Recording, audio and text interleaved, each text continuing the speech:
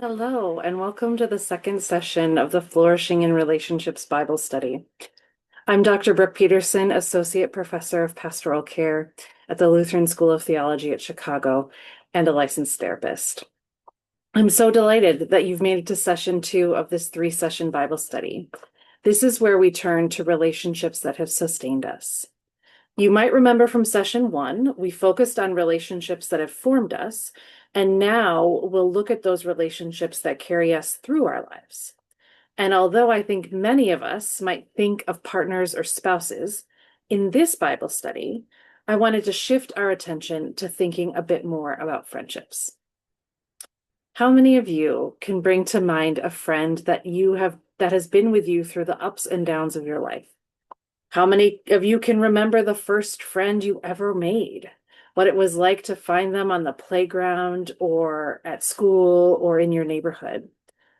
It's hard to find places where we focus specifically on friendships as primary relationships in our lives because culturally we tend to shift toward thinking about romantic partnerships as primary.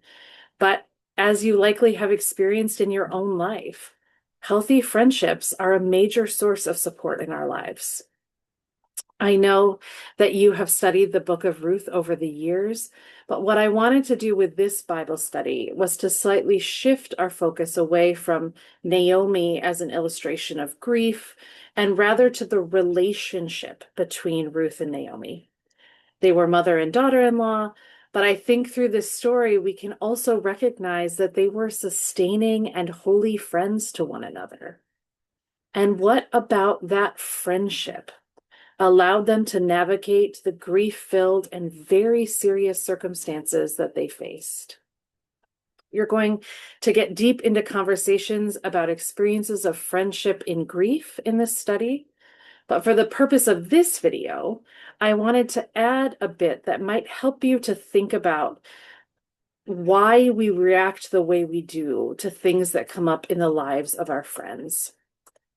I often use this slide when introducing students in pastoral care to the idea of how we listen.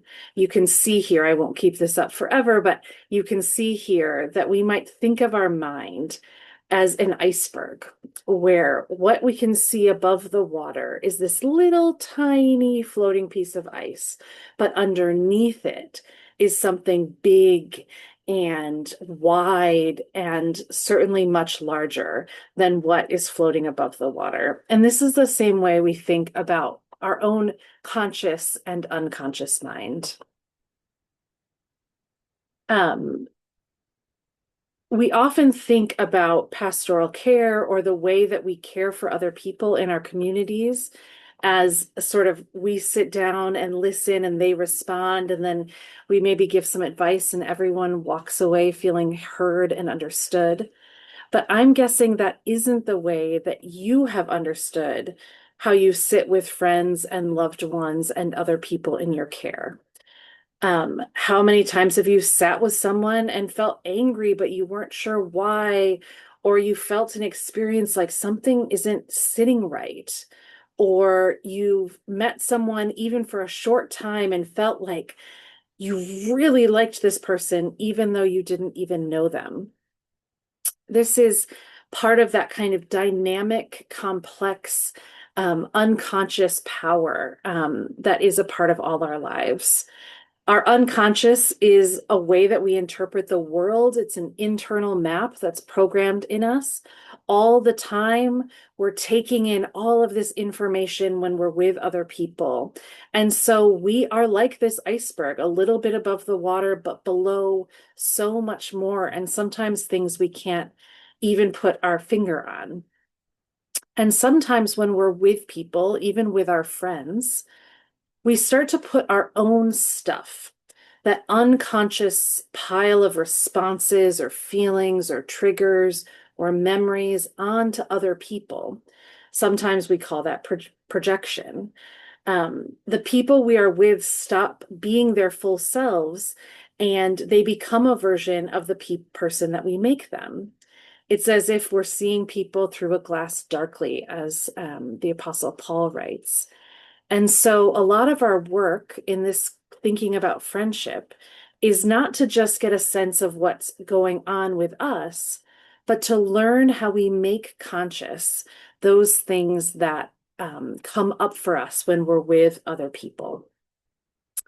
I think that throughout this Bible study, you'll take the time to explore some of those formative experiences that might have built part of that iceberg under the water, ways that might make you want to try to be helpful when our friends are experiencing suffering or grief, or ways that you might be stuck in some of the ways that you've experienced grief and how people have shown up for you. So all of that exploration will help you to do the hard work of being friends in moments of pain, just like Ruth and Naomi. These holy friendships require us to pay attention and to recognize how deeply others experience suffering in this life and to accompany them anyway, just as God does. I hope that this Bible study is helpful and fruitful for you, and I look forward to hearing how you engage it.